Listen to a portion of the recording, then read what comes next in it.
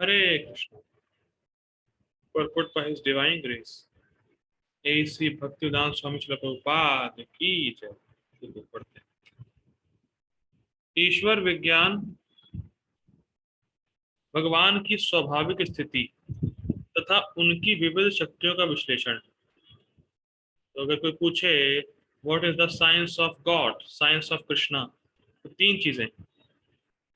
भगवान की स्वाभाविक स्थिति क्या है, भगवान का स्वरूप क्या है, भगवान की शक्तियां क्या हैं, और भगवान का संबंध क्या है शक्तियों से।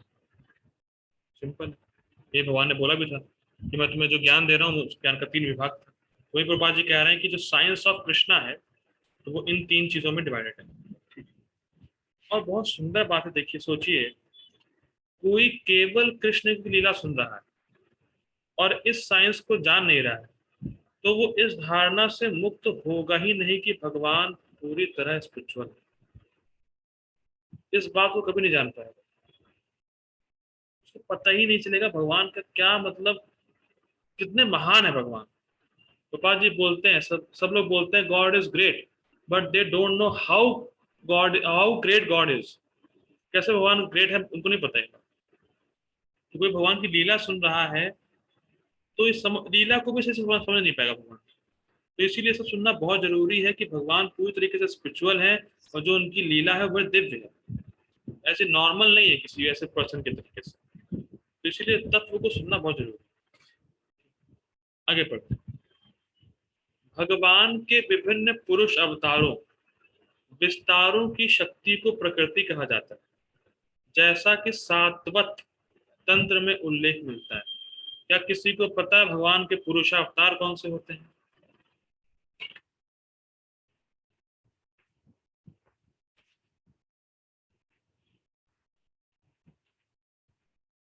तो कितने होते हैं, किसी को पता है? जी, कालनोदक शाय विष्णु, कर्बोदक शाय विष्णु और क्षीरोदक शाय विष्णु। यस माता जी, हरि बोल। तीन पुरुषावतार होते हैं, कारणोदशा विष्णु, द्रव्योदशा विष्णु, क्षीरोदशा विष्णु। इसका उल्लेख किसमें मिलता है? सातवत तंत्र। गोपाल जी कोट कर रहे हैं, देखिए। विष्णोस्तु त्रीणि रूपाणि पुरुषाख्यान्यथो विदुः एकं तु महतः सृष्टः, द्वितीयं त्वंडस्थितं संस्थितं, तृतीयं सर्वभूतस्थं तानि ज्ञात्वा विमुच्यते। ये बहुत सिंपल संस्कृत है, देखिए हिंदी की तरह है। विष्णु अस्तु त्रीणि रूपाणि, भगवान विष्णु तीन रूपों में प्रस्तुत होते हैं। ठीक। पुरुषाख्या अन्यथो विदु, जो विद्वान होते हैं वो उनको पुरुष के रूप में जानते हैं। तो तीन विष्णु होते हैं। अब क्या होता है उनका कार्य? एकम तु महता सृष्टा, उनमें से जो एक होता है वो महत तत्व की सृष्टि करते हैं, वो होते हैं महाविष्णु। द्वितीयम त्व अंड संस्थितम, दूसरे जो गर्भदशा विष्णु ब्रह्मांड में स्थित, ब्रह्मांड में जाते हैं। ठीक। तृतीयम सर्वभूतस्थम, तो तीसरे होते हैं वो सभी जीवों के हृदय में जाते हैं। तानि ज्ञात्वा विमुच्यते, जो इन तीनों को जानता है वो कर्म बंधन से मुक्त हो जाता है। ठीक। अब पढ़ते हैं उसका वो अनुवाद।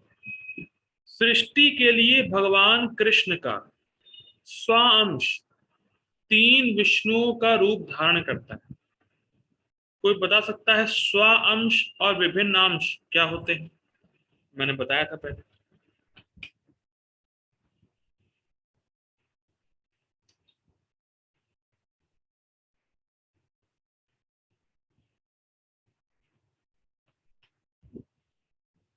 स्नेहा माता जी शायद कुछ बोलना चाहती है, बोलिए स्नेहा माता जी। हरी बोल।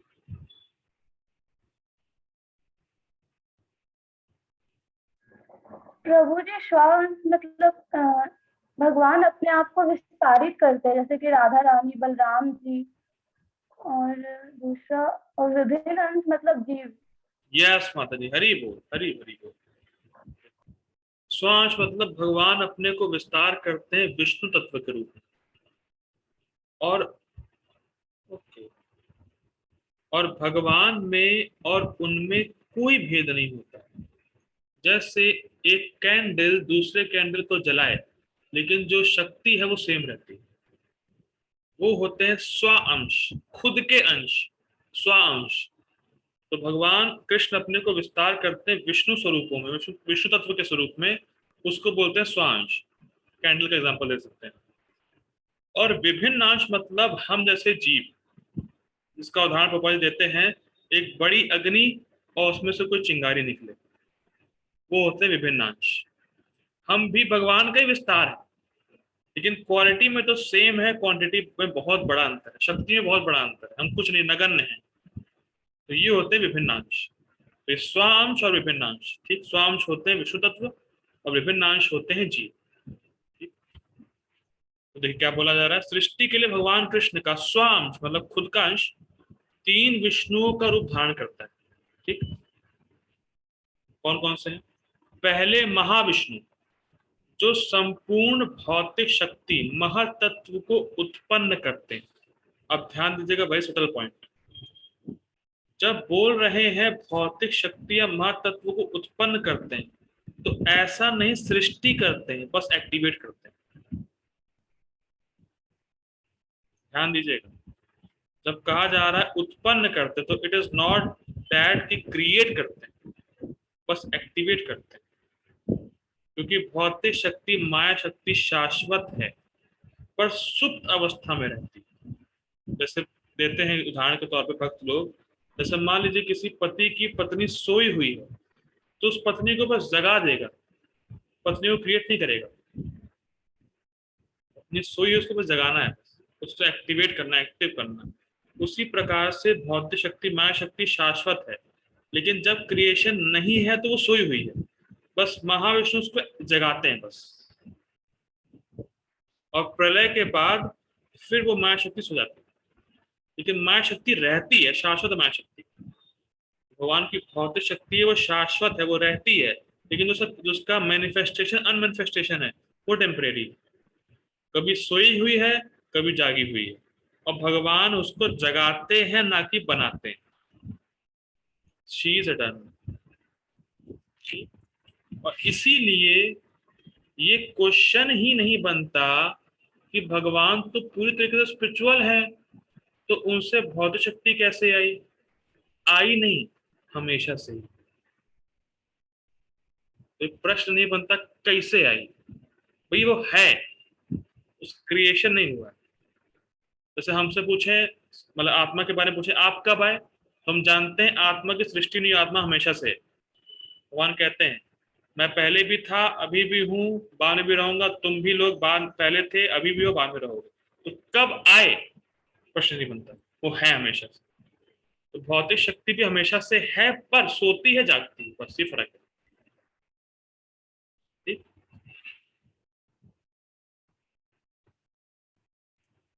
द्वितीय गर्भोदक्षाय विष्णु है, जो समस्त ब्रह्मांडों में प्रविष्ट होकर उनमें विविधता उत्पन्न करते हैं, मतलब वैरायटी। कहने का मतलब ये है, गर्भोदशा विष्णु जाते हैं हर ब्रह्मांड में, और फिर उनकी नाभि कमल से ब्रह्मा जी उत्पन्न होते हैं, और उस नाभि कमल में ही सारे ग्रह बसे हुए हैं। 14 प्लैनेटरी सिस्टम ब्रह्मा जी के कमल के नाल के अंदर।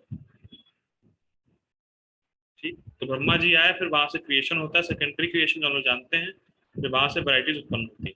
ठीक, तृतीय क्षीरोदशा विष्णु है, जो समस्त ब्रह्मांडों में सर्वव्यापी परमात्मा के रूप में फैले हुए हैं और परमात्मा कहलाते हैं, स्पष्ट है। वे प्रत्येक परमाणु तक के भीतर उपस्थित हैं। क्या श्लोक है वो? अंडांतरस्त परमाणु चयांतरस्तम गोविंदमादि पुरुषम तम। हर परमाणु के अंदर भगवान परमात्मा के रूप में। ठीक, जो भी इन तीनों विष्णु रूपों को जानता है वह भव बंधन से मुक्त हो सकता है, स्पष्ट है।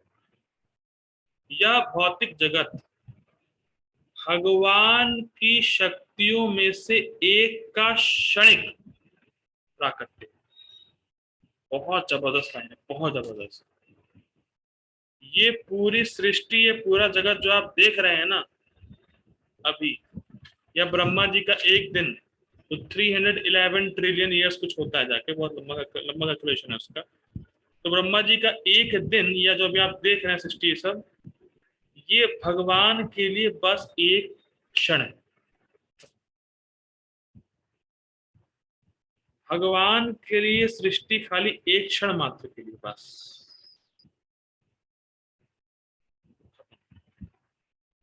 जैसे एग्जाम्पल देते हैं, जैसे मान लीजिए बच्चा है, वो बालू से घर बनाए और घर बनाए तो उसको तोड़ दे लात मार। ऐसा टीका में, जगह टीका में भागवतम के श्लोक में चक्रवर्ती पाद कहते हैं कि गर्भोदक्षाय विष्णु जब ब्रह्मांड के अंदर जाते हैं एक क्षण के लिए, ऐ देते हैं तो खराब जगह है, बाहर निकल आते हैं, मतलब अंदर गए बाहर निकल आए, उतने समय में सब क्रिएशन हो गई और फिर खत्म हो गई, एक ही क्षण। जैसे हम किसी कमरे में गए, अरे बड़ा खराब खराब कमरा है, तुरंत बाहर निकले, वैसे गर्भोदशा विष्णु जाते हैं ब्रह्मांड के अंदर, खराब खराब जगह है, बाहर निकले, तो उसी सेकंड, उसी पीरियड ऑफ टाइम में सब क्रिएशन हो जाती है, सब बन जाते हैं, लोग आ जाते हैं, सब खत्म हो जाता है, उसी में हम है। अभी हम भगवान के एक क्षण में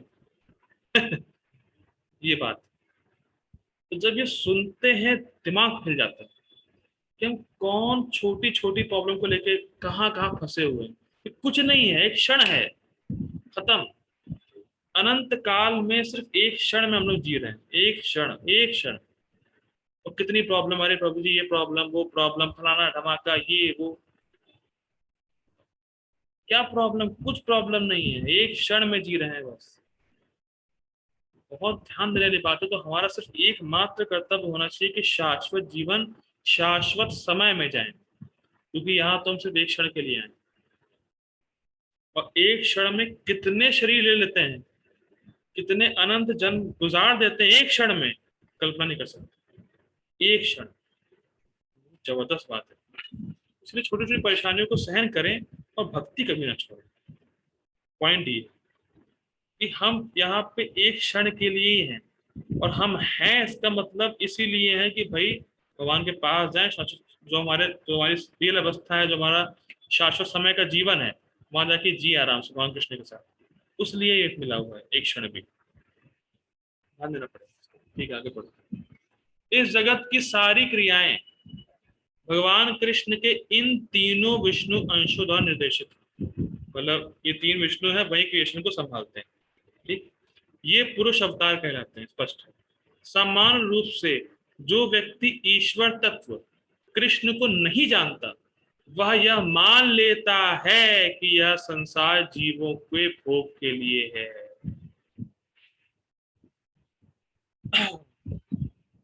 इस पर तो व्याख्या बनती है। देखिए,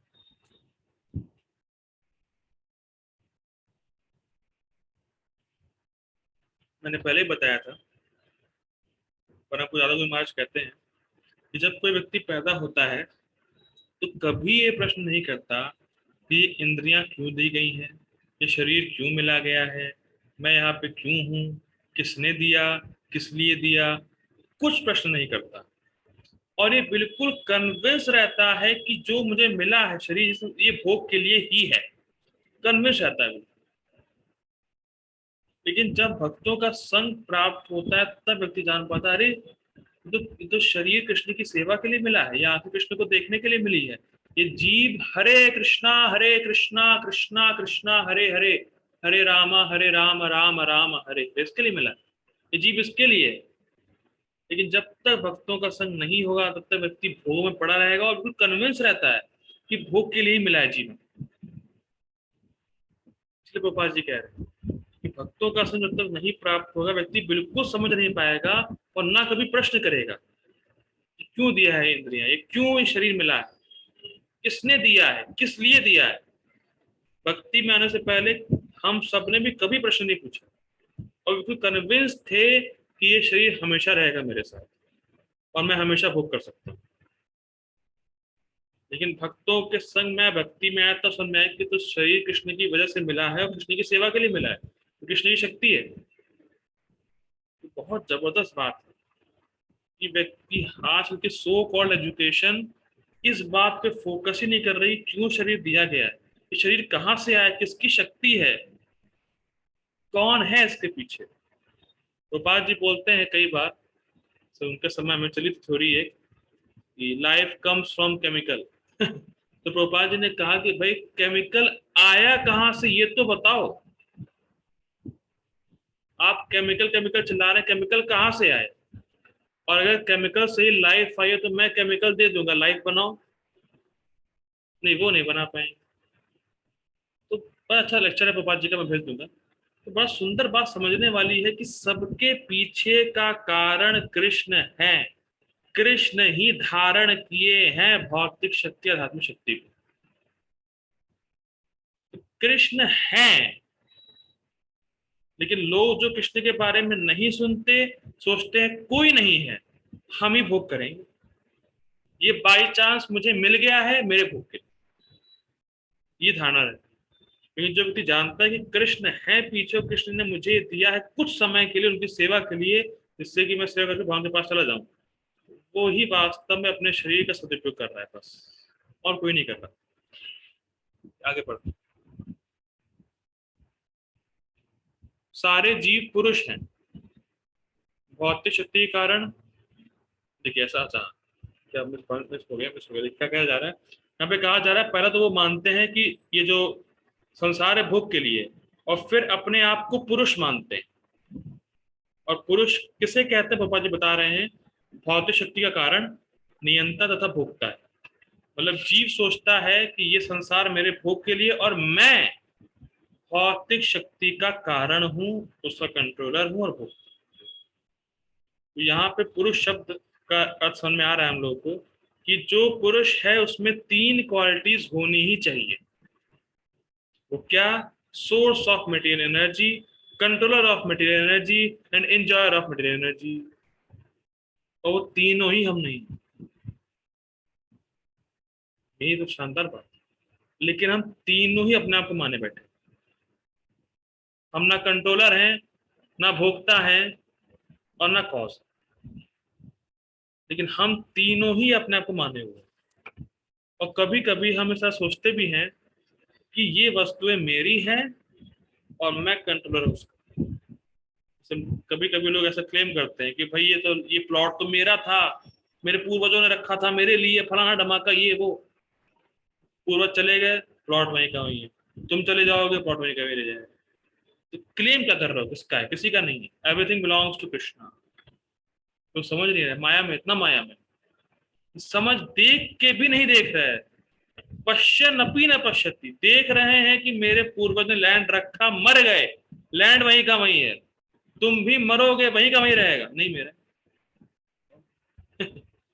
माया है।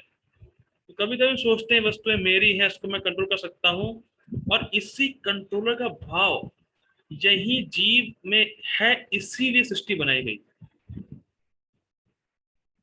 देखिए लोग आजकल अपने मोबाइल फोन से इतना आसक्त क्यों?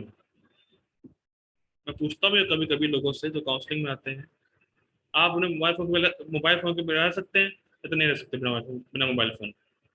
मोबाइल फोन ही मेरा जीवन है, मोबाइल फोन के बिना रह नहीं पाऊंगा। क्यों? क्योंकि मोबाइल फोन में कंट्रोलर का भाव। अच्छा एक सेकंड दीजिएगा, एक सेकंड दीजिएगा। हरी बोल, हरी हरी। मेरा लैपटॉप